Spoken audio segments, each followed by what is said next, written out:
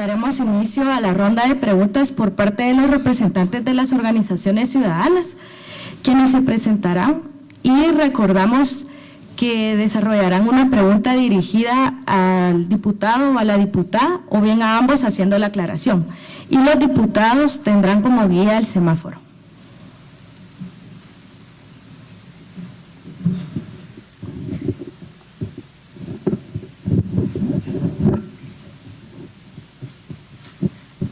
Buenas noches, Cici Quinteros, miembro del Movimiento Cívico Nacional.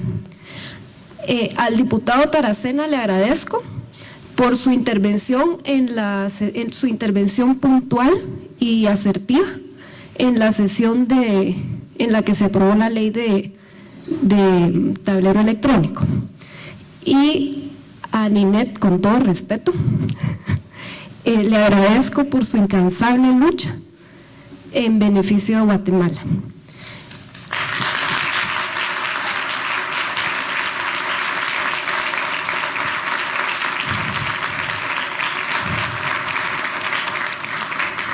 El 8 de marzo se celebra el Día Internacional de la Mujer, y ese día pues fue usado para dar fuerza a un show político, la mayor burla para la nación. Por si alguien no sabe, hablo de la supuesta candidata, hoy Sandra Torres. Ese día usted, señor diputado, dijo en Emisoras Unidas que esta señora dignificaba a la mujer. Déjenme expresarle que eso pues representa una gran ofensa para nosotras.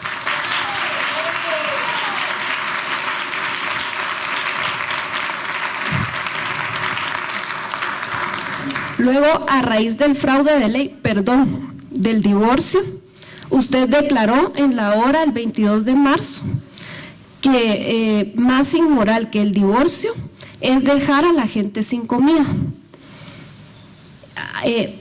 Pues déjenme contarle a usted, a todos, muchos lo sabrán este dato, que a nivel mundial Guatemala ocupa el 5º lugar en desnutrición y el primero en Latinoamérica. Eso significa que ya superamos a Haití. Y esto, mientras que la supuesta candidata y sus colaboradores se paseaban repartiendo 3 o más bolsas solidarias en una misma familia, a gente con casa propia, con negocios prósperos y con empleos estables, entre muchos otros, ¿verdad? A cambio de la fotocopia de la cédula o del famoso EPI y de sus datos personales como una campaña electoral disfrazada. Eso pues no es inmoral, es amoral, porque carece de cualquier indicio de moral. Lamentablemente, con esa trayectoria política que usted pues nos ha comentado el día de hoy, usted es ampliamente conocido por conductas y comentarios controversiales, como usted bien dice, que levantan pasiones. Mi pregunta es, ¿qué acción concreta realizará para que los ciudadanos dejemos de percibirlo a usted como parte de esta burla que estamos viviendo en Guatemala? Gracias.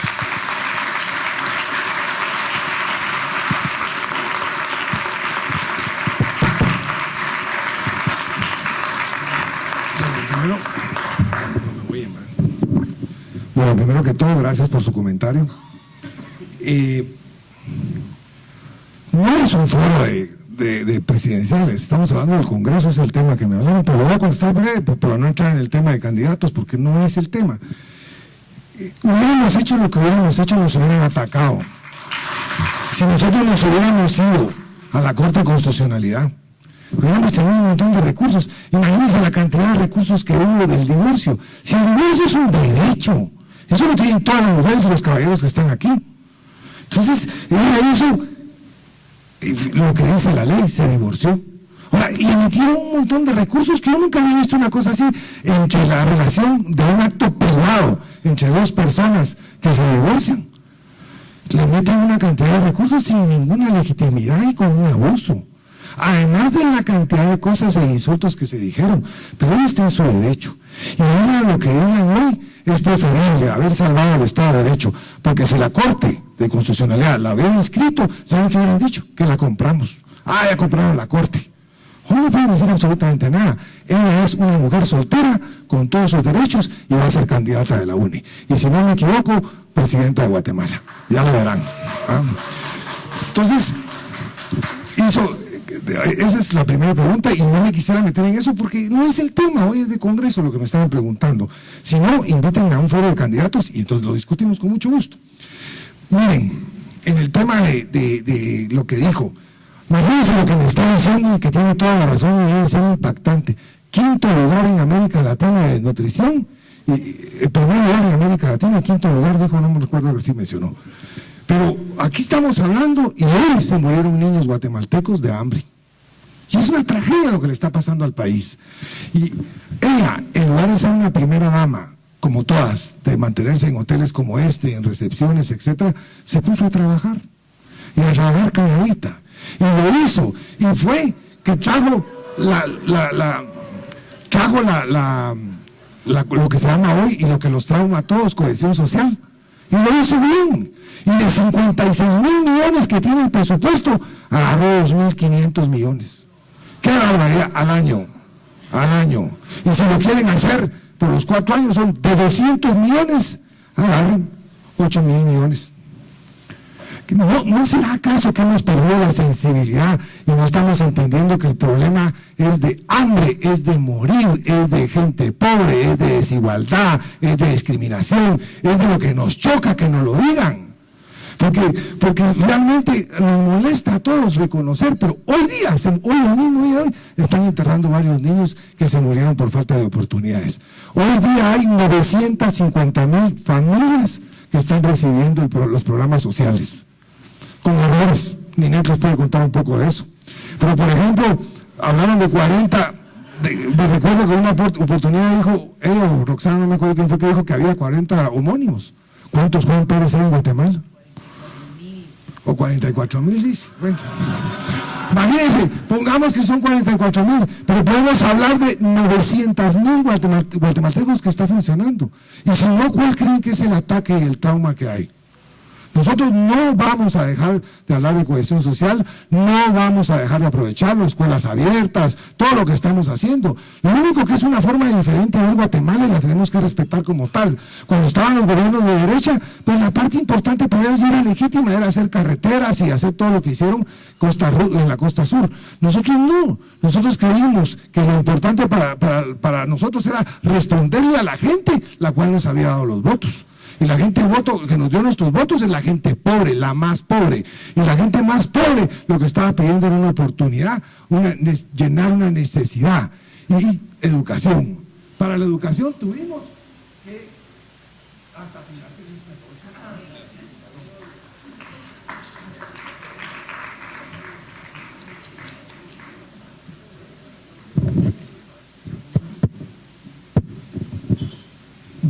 Buenas tardes, mi nombre es Alfonso Carrillo Montiel, de la Red Nacional por la Integridad, y quisiera primero que todo agradecerle a Ninette Montenegro por ser de las personas que nos ha demostrado que la política y la moral no se separan. Quizá Orlando Blanco pueda tomar nota, y la verdad es que agradecerle al diputado Taracena pues por estar aquí.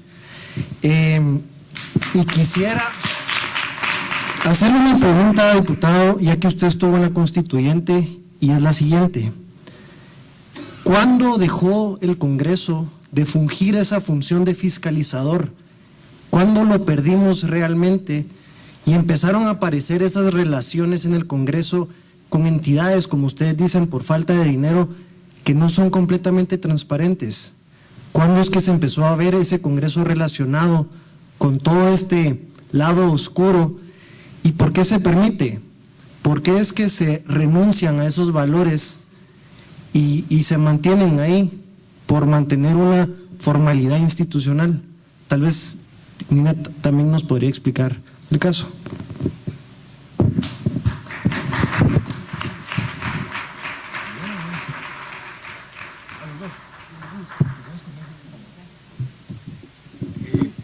Es a los dos, ¿verdad?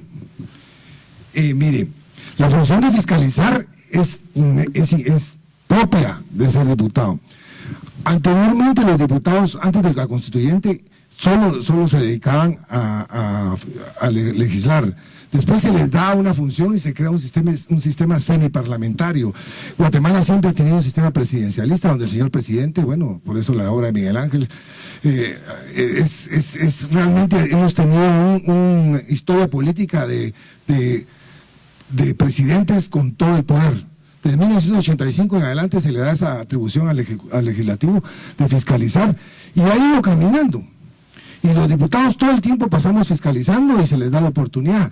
En este momento estamos pasando por una mala etapa en donde se está abusando de la interpelación. La interpelación es el último acto de un político en el Congreso, ya cuando no logró obtener la información porque lo bloquea el ministro o porque no le quiere dar. Su última oportunidad de la interpelación, sin embargo, hoy es la primera, porque la interpelación está en una mala etapa donde se está usando para chantajear.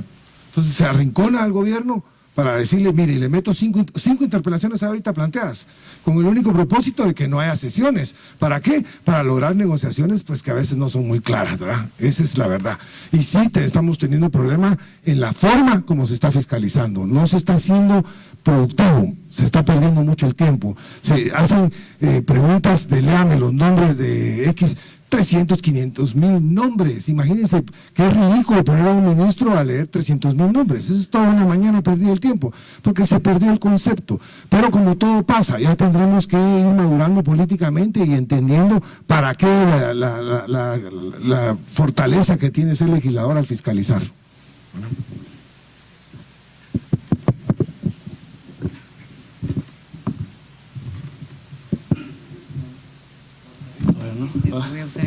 Voy a usar el de Mario. Sí, bueno, yo diría que ¿cómo ocurre esto? Yo creo que es cuando la parte de la ciudadanía empieza a sentir apatía, se abstiene, va decreciendo la relación entre ciudadano y partidos. Entonces tiene que surgir como ideas de marketing para posicionar simbólicamente al candidato o candidata y empieza a encarecerse lamentablemente la publicidad. Es tan grave, ¿verdad? Por ejemplo, yo lo estoy viendo descarnadamente, una valla publicitaria cuesta a razón de 12,000 quetzales. Mario dice que no cuesta lo de la televisión, pero nosotros ustedes han visto que jamás salimos en los canales abiertos de televisión. Es por algo, ¿verdad? Porque nosotros nos tienen cortado literalmente. Entonces sí tenemos que pagar. Y cuando nosotros tratamos de pagar, nos sacaron en la hora de los cómics también. Así salimos en la hora de los cómics y nadie nos ve.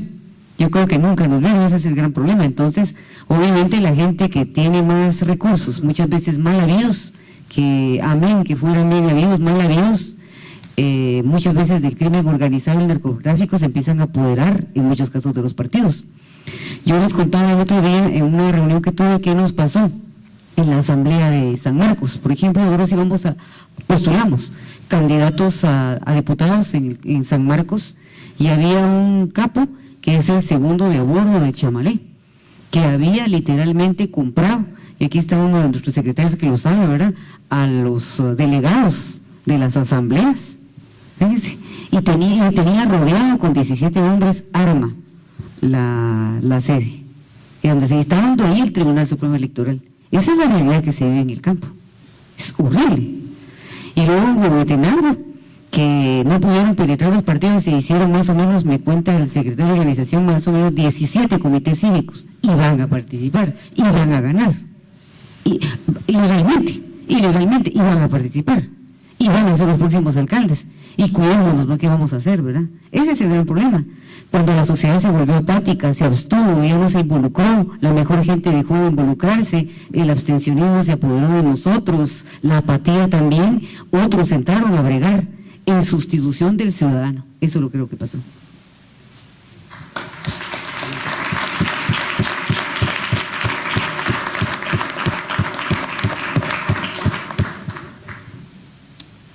Buenas noches, mi nombre es Sergio Pérez, represento a Jóvenes por Guatemala.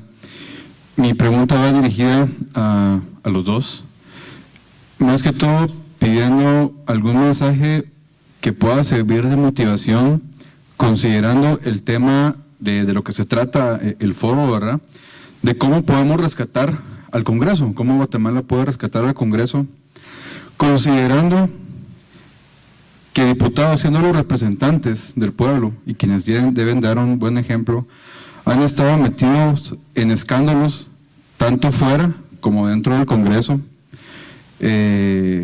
Por ejemplo, en el caso de la situación del vaso de agua, señor diputado, la situación donde se han visto diputados involucrados en cuestiones anómalas o ilícitas de combustible, en situaciones donde, por ejemplo, hoy un diputado en estado de ebriedad causa un accidente en el Naranjo y su acompañante pues resultaría.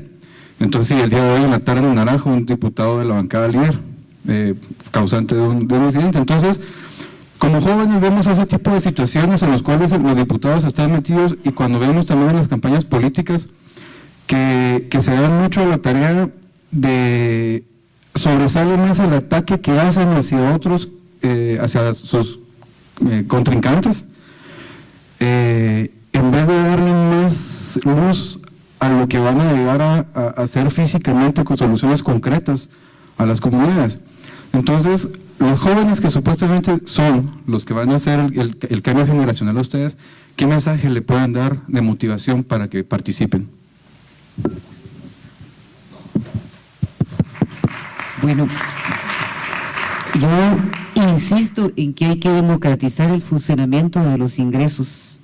Mientras más aportes, más personas aportes, más consultadas serán las decisiones. Todos deberían tener una deuda razonable, controlada, y poder trasladar a los secretarios departamentales para que haya un financiamiento justo. Es un tema que está de debate. O los capos del narcotráfico se apoderan de los partidos. Yo creo que el voluntariado es muy importante, y volver a casar la ética con la política, porque hay un divorcio total, ¿verdad? Y la ética y la política deben estar casados. Yo creo fervientemente en recuperar valores. Yo creo que el día en que los valores basados en la ética, en la dignidad, en la transparencia, en la honradez se recuperen y sean los valores que la gente visione, ese día Guatemala va a cambiar. Mientras tanto, olvidemos. Creo que el día que la gente que con esos principios y valores llegue a dirigir los destinos del Congreso o del Ejecutivo, por supuesto que va a haber más fiscalización, más control del presupuesto, un uso adecuado del presupuesto, en lugar de irse para vallas, pintas, gorras, que se vaya realmente para quien más lo necesita, para mejores hospitales, para mejor salud, para más patrullas, para más seguridad, para más justicia. Pero mientras nosotros no nos involucremos y no entendamos que si la política nos agrada, nosotros tenemos que buscar cómo intervenir, las cosas no van a cambiar, definitivamente no van a cambiar. Entonces yo creo que podemos decir muchas cosas bonitas, qué propuesta de agenda hay, pero se trata de una nueva actitud, de una nueva generación, porque además quiero decirles que los espacios se pelean, nadie nos va a regalar un espacio, hay que involucrarse en los partidos y ganar los espacios en buena ley, por supuesto. Bueno, yo quisiera decirles que el Congreso es un lugar apasionante, es la universidad de la política en el país, y como tal pasa de todo. Yo estoy totalmente en contra de que una señora vocera agarra y sin que ni quepa la cara me tira un vaso de agua. Pero una vocera es que comienza con Alejandro Zunigalde empujando, me después me empujo por atrás, y en lo que yo estaba viendo cómo me paraba me tiran un vaso de agua. ¿Cómo creer? ¿Qué semejante vocerez de la señora? Con todo respeto. Y después, como a los 2 meses, otras 2 señoras peleando conmigo en el hemiciclo, pero verbalmente, cuando ya se les acabaron los argumentos, se baja una, y una por delante me pega en los ojos y la otra me pega por atrás. ¿Pero qué es eso? En mis tantos años, mis 27 años de ser política, nunca me había pasado eso.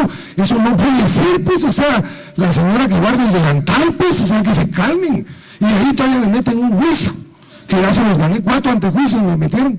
En uno de esos me acusaron de 17 delitos.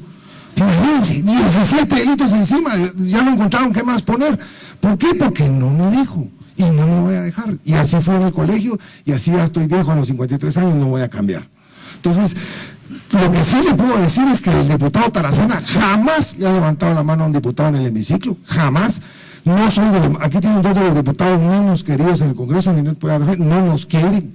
¿Por qué? Porque decimos las cosas que hay que decir, y para ser simpático en el Congreso hay que hacerse loco de todo, hay que caer bien. Imagínense cuando fue presidente de la Comisión de Finanzas, aquí hay un exministro que les puede contar la cantidad de enfrentamientos que tuvimos por poner en orden a un montón de gente, empezando por el Smiley.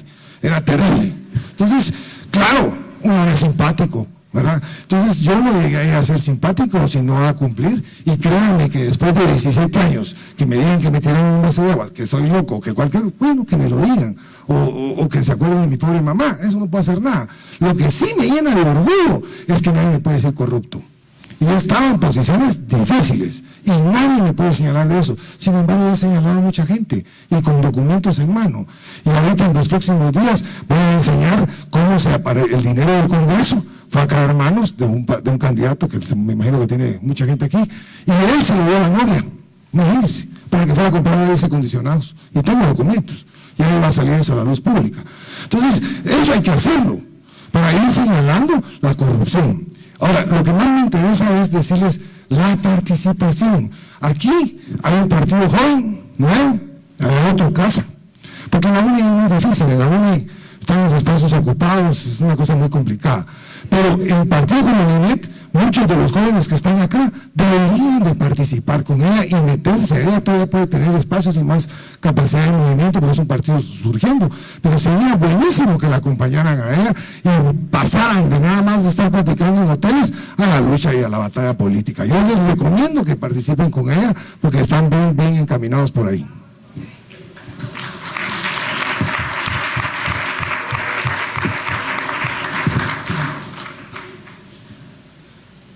Buenas noches, estimados diputados. Primero que todo, muchas gracias por sus dos intervenciones. Mi nombre es Matías Lenov, yo represento a la asociación Esto es Guate. Mi duda va respecto a algo que se habló sobre todo en el foro pasado, pero que también se mencionó hoy.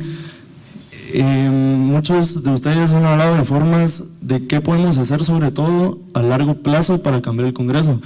Pero lo que quisiera saber es qué podemos hacer para cambiar este año, que es un año electoral, que es un año definitivo para Guate, decisivo, y que creo que todos tenemos que aprovecharlo para poder hacer el cambio desde ahorita. Entonces quisiera pedirles a ustedes que están metidos ahí, qué consejos nos pueden dar a nosotros como ciudadanos. Gracias.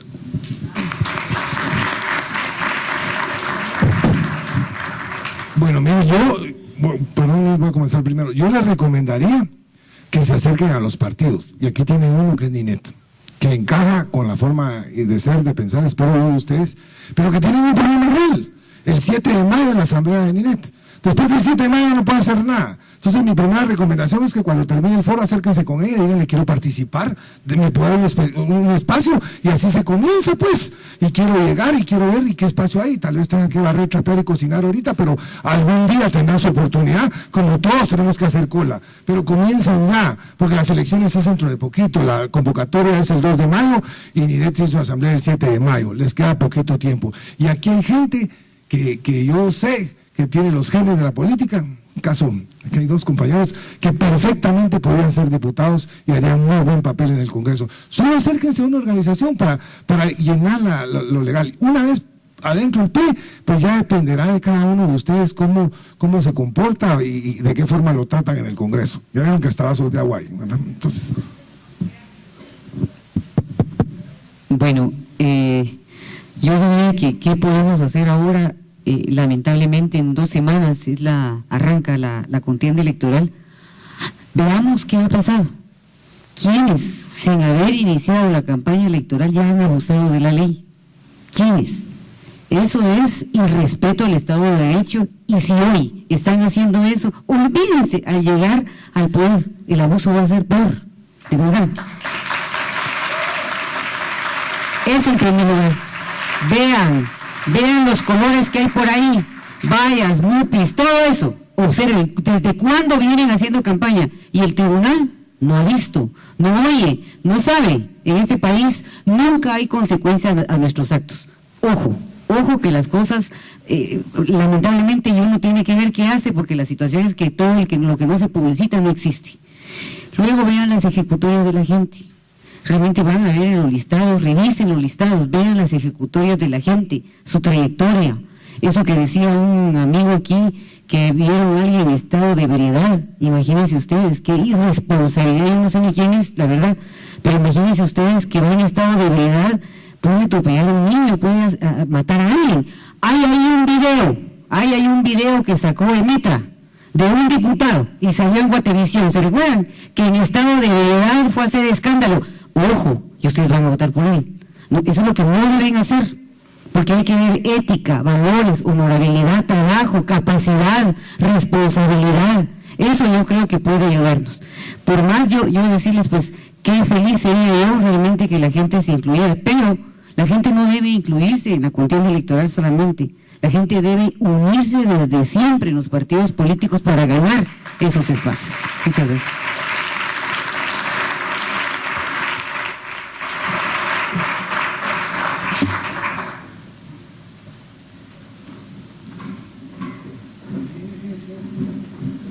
Perdón, yo voy a abusar un poquito ahorita del tema. Tengo dos preguntas que creo que nos interesan de las conclusiones que ustedes sacaron. Esta va para los dos. Señores diputados, yo sé que por error constitucional no elegimos individualmente a los diputados, pero al final del día sí son individuos los que elegimos. Ustedes me pueden decir que de verdad la presión institucional de los partidos políticos, empezando por su corrupción, es más fuerte que los principios y valores individuales inculcados en su casa. Esa es la primera pregunta que quisiera. Y la segunda es, ambos hablaron de los nexos de Chamalé, de los nexos de las ONGs. Diputado Taracena nos habló del Smiley. ¿Nos podrían, ustedes creen que el narco tiene vínculos en el Congreso de la República? Y dos, diputado Taracena, ¿nos puede dar ejemplos de los abusos que nos menciona del diputado Valdizón? Gracias.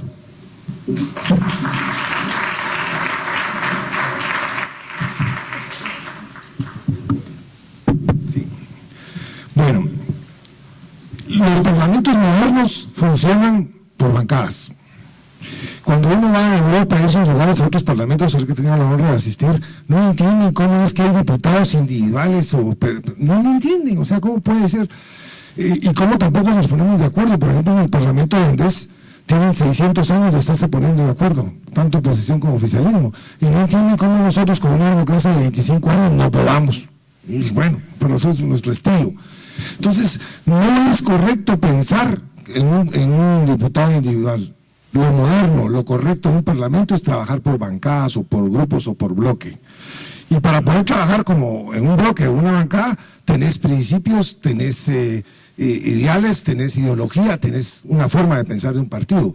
Entonces tenés que ser consecuente con lo que estás en tu partido. El partido que te llevó, debes de serlo. Y la presión es terrible. A lo interno de la bancada se puede hablar, se puede decir y todo, y razonar voto. Una vez se sale de la reunión de la bancada, hay que salir con una sola posición. Y efectivamente pasa que hay gentes que no aguantan ese tipo de presiones y después se retiran del partido, o ese tipo de cosas. A todos nos ha pasado, a todos los grupos políticos, ¿verdad? Porque no aguantan la presión, pero tenés que ir en el proyecto político que te lo pusiste. Entonces sí pesa mucho, para ser honesto, sí pesa mucho. A pesar de que en la Constitución dice que los diputados son representantes del pueblo, no de partidos. Pero no se puede, es una presión terrible, es presión de grupo. Por el otro lado, los narcos. Yo en el Congreso sé de 2 o 3 gentes de chisme que están relacionados con el narco y es muy delicado decir sus nombres, pero sí lo comentamos entre los diputados, sí hemos oído, pero no es en ese sentido. Te podría decir que hay 2, si mucho, o 3. El problema de los diputados, donde se está realmente cuestionado, es en el aspecto de la obra. La obra es una cosa perversa, créanmelo, porque se paran y dicen, estoy defendiendo los intereses de mi pueblo. En mi pueblo no me miden por mi capacidad de legislar, sino por la obra que llevo. Entonces el tipo se para y te dice, quiero este puente, quiero este campo de fútbol, o quiero este centro de salud, y lo ves, efectivamente está defendiendo los intereses de su población, y está bien pues, pero así también hay gente que aprovechándose de eso, le sacó negocio al asunto, y por eso es que hoy tenemos la calle Iván Arévalo, el Instituto Aristides Crespo, el no sé qué, el Centro de Salud Aristides Crespo, el Estadio Aristides Crespo, y todo eso, y encima de todo, cuando empezás a investigar, te vienes a dar cuenta de que el señor, voy a usar el nombre de él porque podría mencionar varios diputados, resultan ser amigos de los empresarios. Los empresarios llegan a la Comisión de Finanzas, por lo menos yo tuve unos 50 enfrente, a decirme, mire diputado, denos obra, ayúdenos, pero ya están hasta, así como los tramitadores que se miraban antes afuera, igual, así los empresarios. Ahí, viendo cómo logran corromper al diputado. Y si al diputado recién llegado no se le ha ocurrido, se los juro que al mes ya le explicaron cómo.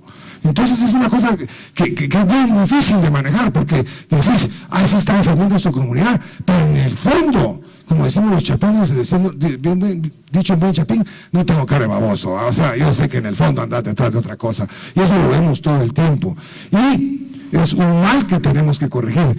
Yo lo quise corregir en la Comisión de Finanzas, puse la página web, es la única vez en la historia de la comisión que podían ver las sesiones en vivo, con micrófonos y de todo. No les gustó mucho, pero se lo tragaron.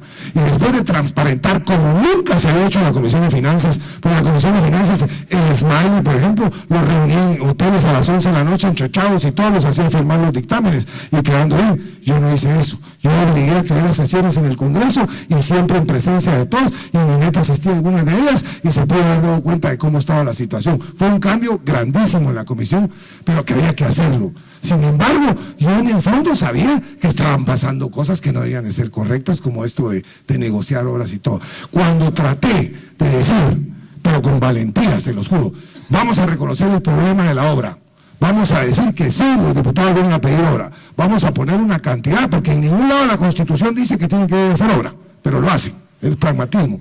Vamos a poner una cantidad que, o sea, 3.5 millones de quetzales en obra, pero no que la vaya a hacer él, sino que él podía decir en qué lugares podía hacerlo, pero que lo hagan las empresas. Y poniendo la prohibición de que no lo podían hacer los diputados, pero que tuvieran, por lo menos como pasa en Costa Rica y en Panamá, poder decir, ok, voy a decidir yo que para mi comunidad voy a escoger este centro de salud o esta cancha o lo que fuera. Me comió la prensa, me comió terriblemente. Entonces yo lo que hice fue retraerme. ¿Y saben qué pasó? Que las obras se hicieron como los diputados. Aquí hay un exministro que les puede contar los problemones que teníamos, él los convivió conmigo.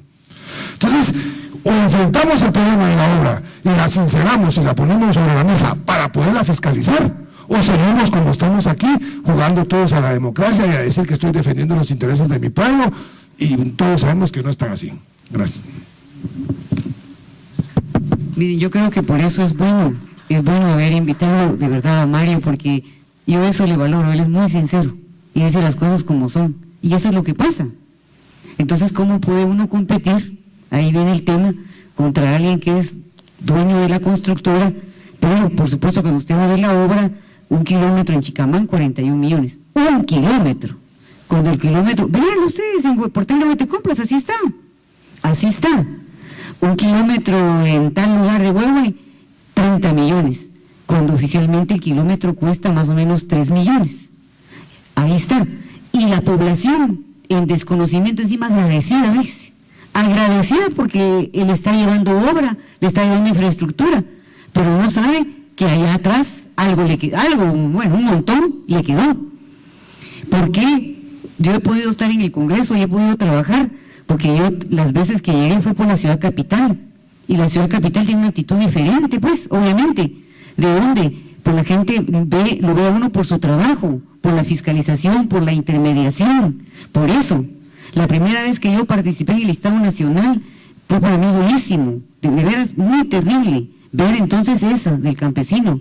Puede estar pobre, extremadamente pobre, pero está agradecido con ese diputado, ¿eh? Que le dio obra, pero no sabe cuánto de sobra le quedó, ¿verdad? Ojo, eso hay que observarle, por eso es que yo creo que escuchar a personas como Mario, es cierto, yo lo vi que él puso las cámaras, Y es cierto, pero también es cierto que yo nunca le pedí nada. Es así, ¿verdad? Así es. Bueno, está. Porque esa es nuestra práctica. Muchas gracias.